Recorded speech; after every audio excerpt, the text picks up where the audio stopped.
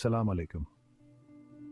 आज हम ये जानने की कोशिश करेंगे कि शर्लॉक होम्स की दास्तानों में करोड़ों कारी क्यों खो जाते हैं। चलें शर्लॉक होम्स के चंद बेहतरीन केसेस की दुनिया में गोता लगाते हैं। सबसे पहले स्टेडियन स्कार्लेट।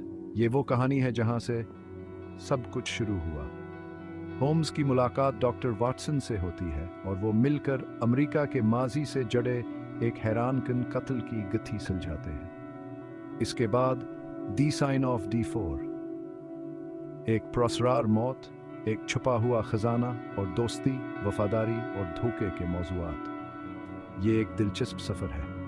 फिर हमारे सामने है दी हाउंड ऑफ दी बास्करविल्स, एक खानदान को सताने वाले एक अफसानवी जानवर की खौफनाक कहानी। हकीकी खतरा या महज वहम, होम्स इसका पता लगा लेंगे।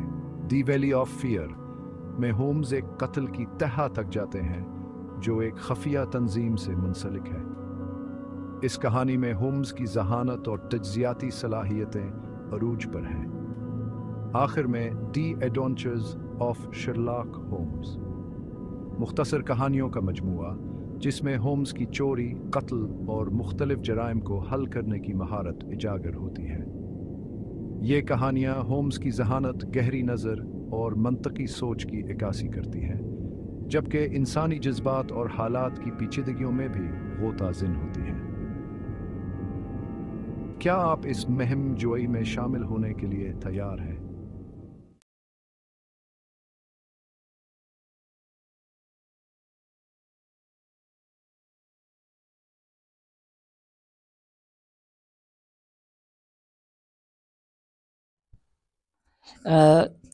अऊज़ बिल्लाहि मिनश्शैतानिर्रजीम बिस्मिल्लाहिर्रहमानिर्रहीम। शेरलॉक होम्स किरदार باندې شپېته شارټ سټوریانې او کانیانې موجوده دي. په دې کې چې دي شپږ پنځوس چې دي هغه شارټ سټوریز دي او څلور چې دي هغه ډېر اوږده ناولونه دي. دا شپېته یعنې شپږ پنځوس شارټ سټوریز لنډې کیسې او څلور اوږده ناولونه دا سر ارتر کونن چې دی یو کونن چې دی دا یو رایټر و، برټیش رایټر و، دا لیکلی دی.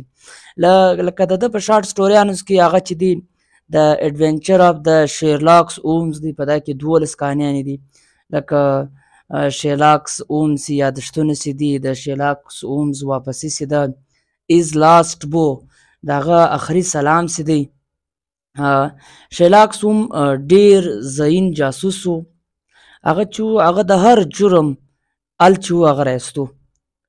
ولې چې د ده یو دوست ډاکټر واټسن له ده سره په هر شي کې مدد کاوه او هغه د ده د دوست برکت و چې دوی د هرې مسلې حل چې و هغه کاتو. یعنې دوی هره مسله چې وه هغه د عقل پر بنیاد، د توجه پر بنیاد، د انالایسیس پر بنیاد، د تجزیه د طاقت سره دا مسله حل کوله.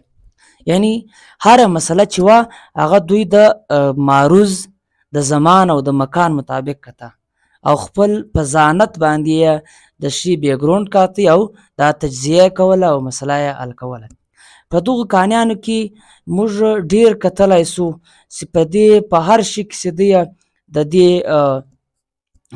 د جرم یا د چې کوم زیاتوب کې دی د هغه سراغ په چې لګولو دپاره بیا په کشني کشني شیانو کښې دی هغه ډېر سوچ بندوئ او هغه کشني کشني کوم اینټس چې وو، اشارې چې وې، هغه بیا جمع کولې او آخري به و هغه ځای ته ورسېدی چې کوم شي به جرم سوی وی.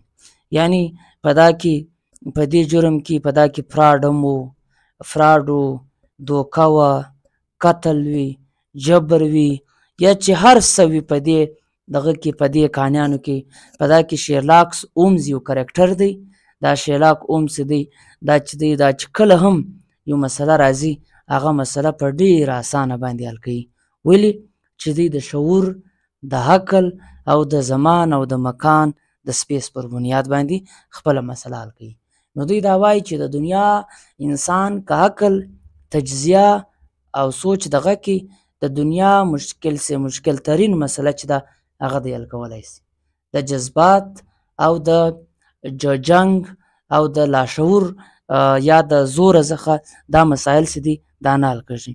نو دغه چې دي دا د ده کهانیانې دي د سر ارتر کونن غه او د چې دی پر دې باندې ډېر زیات کار کړی دی او په دې کې مشهوره کرکټر چې دی هغه شیلاک هومز دی. دا شیلاک هومز چې دی په دې ټولو کهانیانو کې چې دی دا راګرځي. نو پر دغه بنیاد باندې دی مسلې حل کوي، یعنی کومه مسله چې هم مخته ورځي دی له خپل ملګري سره او د خپل ذهانت د خپلې تجزیې د خپل علم ابزرویشن ایکسپریمنټ پر بنیاد تجربو پر بنیاد دغې مسلې حل راباسي. نو دوی وایي چې په ژوند کې عقل سوچ تجزیه وي او ورسره یو داسې ملګری چې هغه وفادار وي، هغه لیال وي، هغه چې وي یو خوږ ملګری وي. نو دوی په د خپل ژوند کې د ډاکټر واټسن چې دی دا د ده ملګری دی او دوی دا دې مسلو حل چې دی د دې ملګري په مدد او د خپل ذهانت او د خپل سوچ مطابق د ټولو جرایمو حل راباسي او هغه حل کوي. ډېره مننه، خوشحاله.